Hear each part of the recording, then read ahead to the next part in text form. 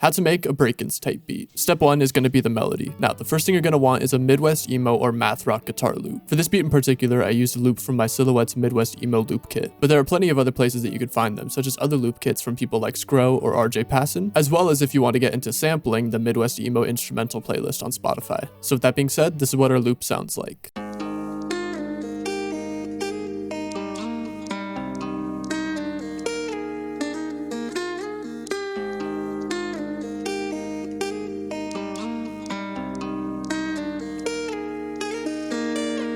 Next, just to fill in some space, you're going to want some kind of ambient, unique background melodies. And when I need a very unique sounding melody, my go-to is usually Playbox by Native Instruments. The versatility and the sounds that you can get from this plugin are incredible, and they work beautifully with Brakence type beats. The only thing that kind of sucks about this plugin is that instead of playing chords in your piano roll, there are pre-generated chords in the VST itself. But other than that, you can get some really incredible sounds. So I just laid down a very simple progression using the old times chord set.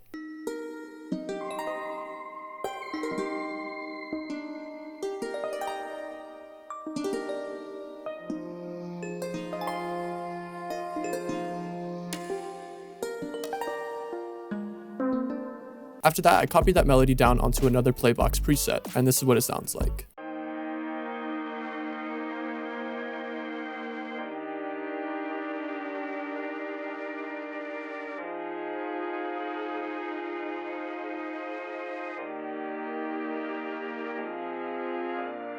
And those are the only 3 aspects of our melody in the chorus, and this is what they sound like all together.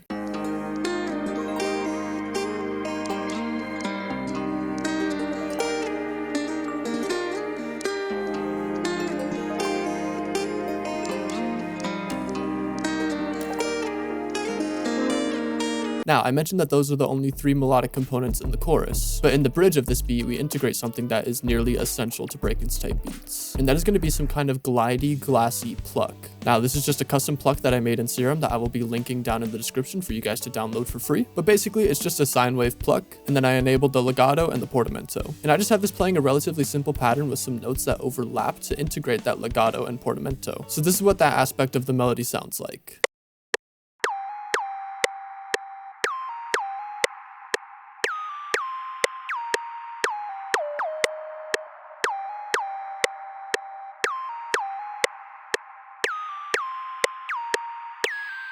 So now that we've covered every aspect of the melody, let's go over some melodic effects. Now, one effect plugin that I use a lot throughout different aspects of this melody is going to be Shaperbox 3. Shaperbox 3 is incredibly versatile when it comes to melodic effects, and because of how many presets there are truly limitless ideas that you can get from this. Now, what I like to do is I like to browse either the rhythmic or the sound design presets, and then just browse until I find something that sounds good with the melody I'm working with. Now, the reason I do this is to A, make the melody a little bit more chaotic and unpredictable, and B, is to add some variation in our beat. As you can see with the highlighted automation clips, I'm automating the Shaperbox mix level. This allows me to introduce, take away, and reintroduce these melodic effects throughout the beat. This way our listener isn't listening to the same 8 bars repeat over and over again. There's a little bit of variation when it comes to the melody, especially since our melody is relatively simple. So with those Shaperbox presets, this is what our melody sounds like in the chorus.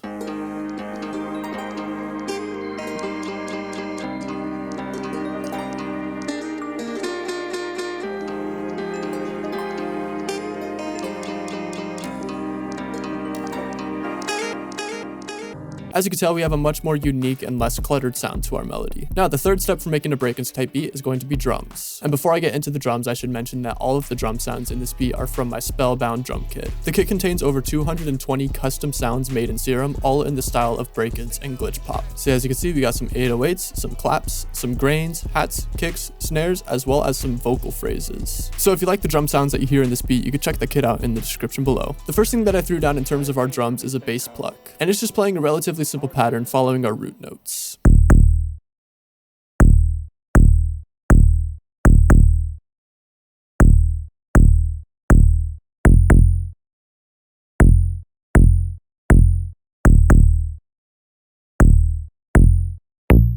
In tandem with that, I have an extremely punchy EDM kick.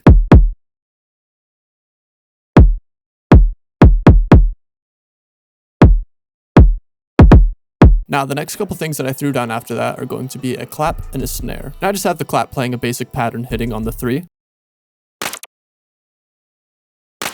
And I have the snare hitting on the 4 of every other bar just to add some variation. Now the next thing that I threw down is a bit unconventional for Brakence type beats, especially in this style, but I threw down this pretty unique hi-hat with some rolls and a lot of velocity variation in our main pattern.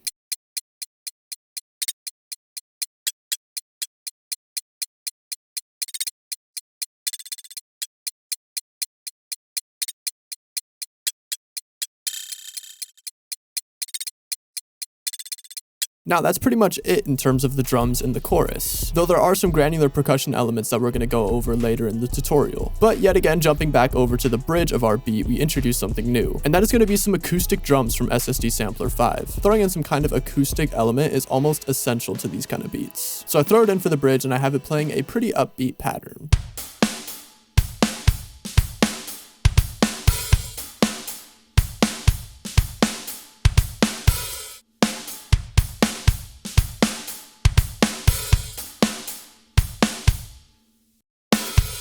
As for the effects on that, I just have OTT at 50% depth, as well as fresh air to boost those highs, and Soothe 2 to cut out any kind of resonant frequencies. So now that we've covered the drums, let's go over the next step, being grains. Now for our main chorus, we have two granular aspects. The first is going to be a granular percussion loop, yet again coming from my Spellbound drum kit.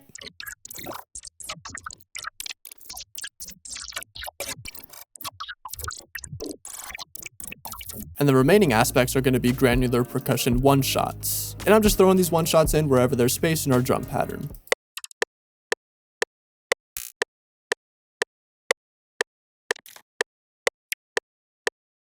Now, if you want to know how to make some granular percussion one-shots of your own, I actually released a tutorial not too long ago about how to do just that in FL Studio. So if you're interested in that, you can click the video on the card, or you can check out the link in the description. But with that being said, this is what the drums sound like all together.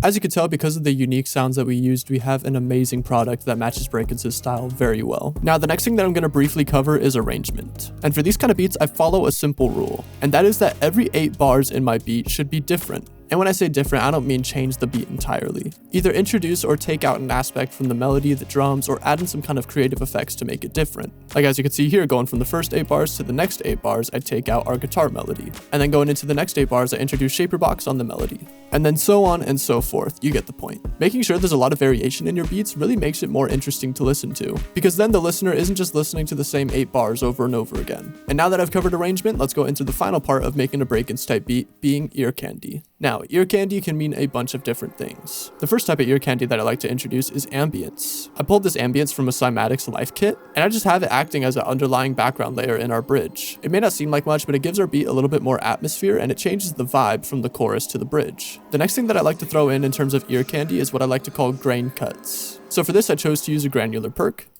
and this is what it sounds like when the beat cuts.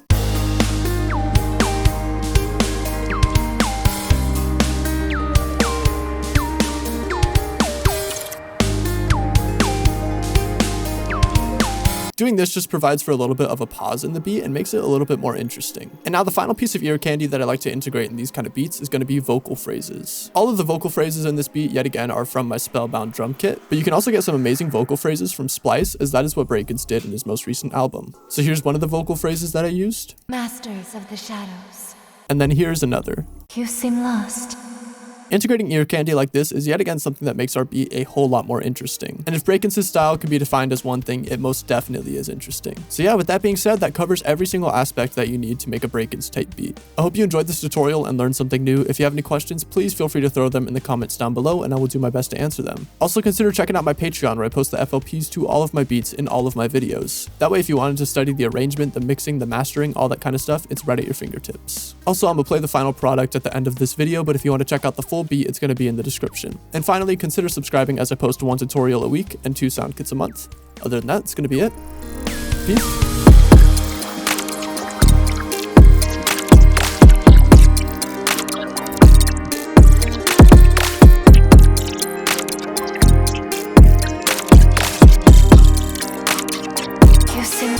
You sing.